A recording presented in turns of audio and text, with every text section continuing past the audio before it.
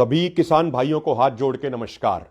किसान भाइयों, प्रधानमंत्री मोदी जी आरएसएस और जनसंघ के जिस स्कूल में पढ़े हैं, उस स्कूल में यह सिखाया जाता है इनको कि एक झूठ को यदि 100 बार बोलोगे तो लोग उसे सच मानने लगेंगे। इसीलिए प्रधानमंत्री लगातार पिछले 6 सालों में झूठ बोलते रहे हैं और अब तो वो झूठ बोलने में नए रिकॉर्ड बना रहे हैं। पिछले कुछ दिनों से वो लगातार किसान आंदोलन के बारे में दुष्प्रचार कर रहे हैं, लेकिन किसान एकता मोर्चा ने भी यह ठान लिया है कि हम सब मिलके प्रधानमंत्री मोदी जी के एक एक झूठ का पोस्टमार्टम करके उसका पर्दाफाश आपके सामने करेंगे। आज हम बात करेंगे प्रधानमंत्री मोदी के कल के भाषण के बारे में। उस भाषण में उन्होंने 5 बड़ी झूठ बोली। पहली झूठ उन्होंने यह बोली कि उनकी सरकार C2 प्लस 50% फार्मूले के अनुसार किसानों को फसलों का MSP दे रही है। लेकिन हम प्रधानमंत्री मोदी जी को यह बताना चाहते हैं कि प्रधानमंत्री मोदी जी फरवरी 2015 में आपकी ही सरकार ने सुप्रीम कोर्ट में जस्टिस रमन्ना और जस्टिस मुखोपाध्याय की बेंच के सामने यह एफिडेविट जमा किया था कि आपकी सरकार C2 प्लस 50% फार्मूले के अनुसार फसलों का MSP नहीं दे सकती है।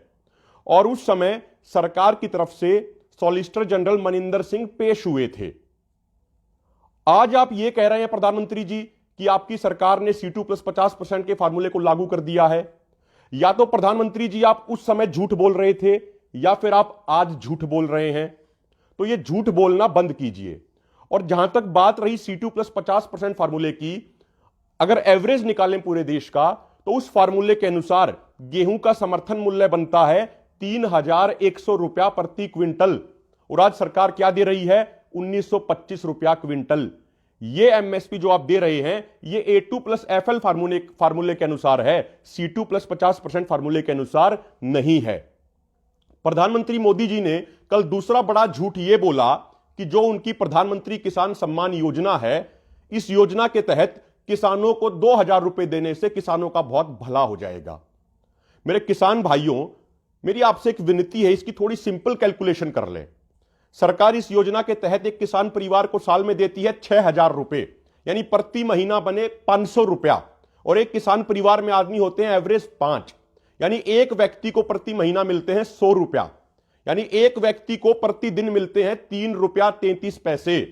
अब आप खुद ये बताइए कि क्या 3 रुपया 33 पैसे में एक किसान का भला हो सकता है? क्या 3 रुपया 33 पैसे में एक किसान का भाग्य बदल जाएगा क्या, जैसा प्रधानमंत्री मोदी जी कह रहे हैं?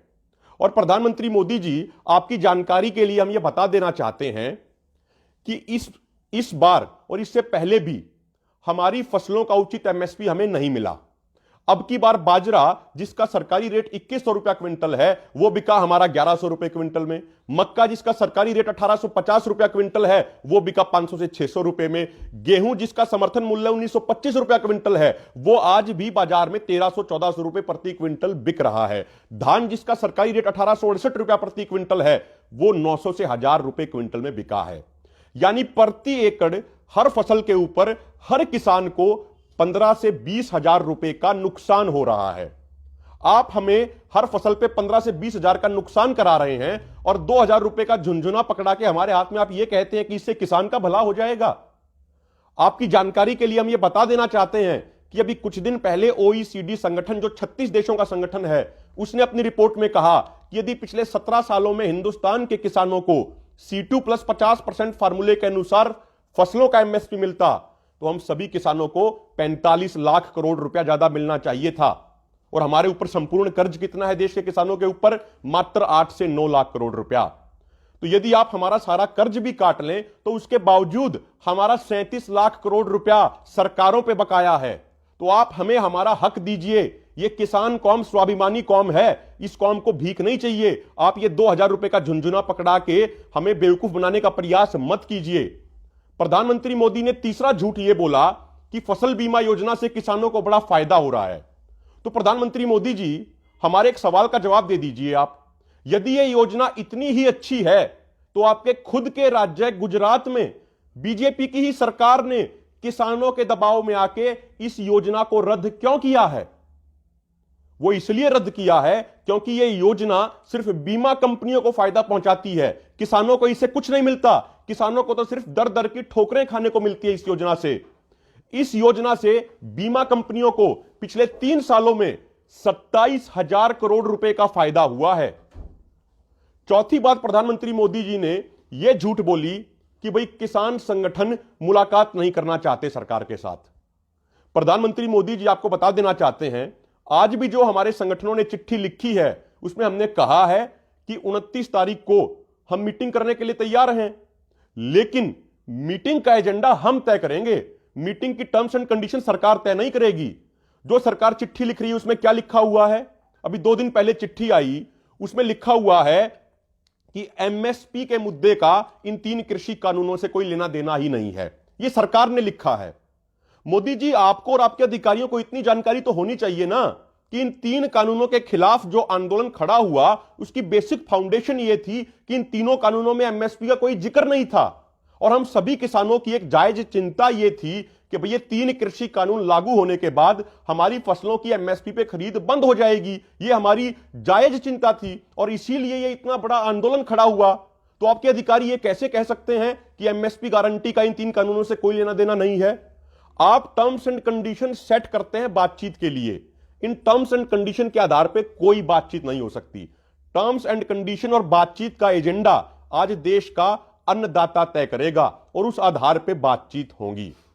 अगला एक वो दुष्प्रचार प्रधानमंत्री मोदी बार बार ये कर रहे हैं कि भाई इस आंदोलन में माओवादी घुस गए हैं, नक्सलवादी घुस गए हैं, आतंकवादी घुस गए हैं। यदि प्रधानमंत्री मोदी जी आपकी बात सच है तो सबसे बड़ा सवाल तो आपके ऊपर ही खड़ा होता है। आपकी सरकार के पास सभी डिपार्टमेंट हैं, आईबी है, लोकल इंटेलिजेंस है, रॉ है, सीबीआई है।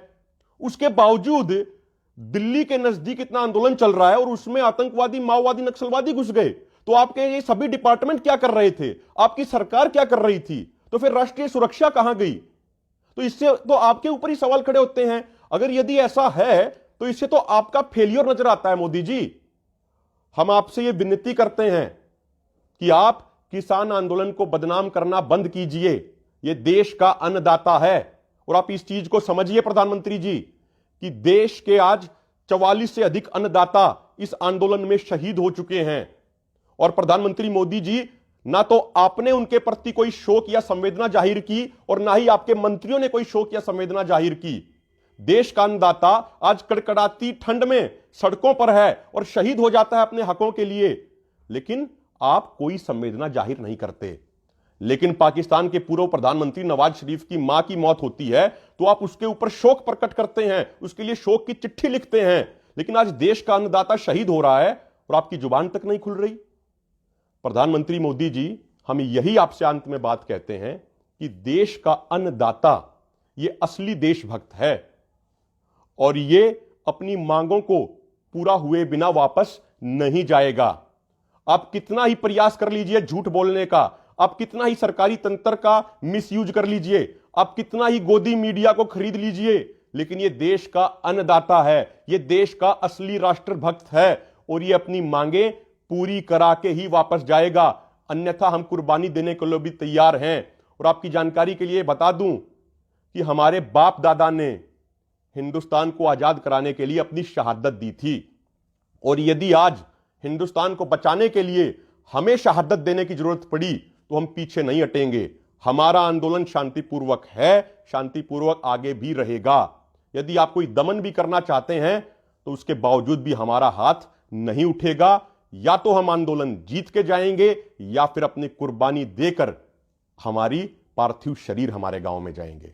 इसीलिए आप ये झूठ बोलने का धंधा बंद कीजिए और देश के अन्नदाता की बात सुनिए। जय जवान, जय किसान।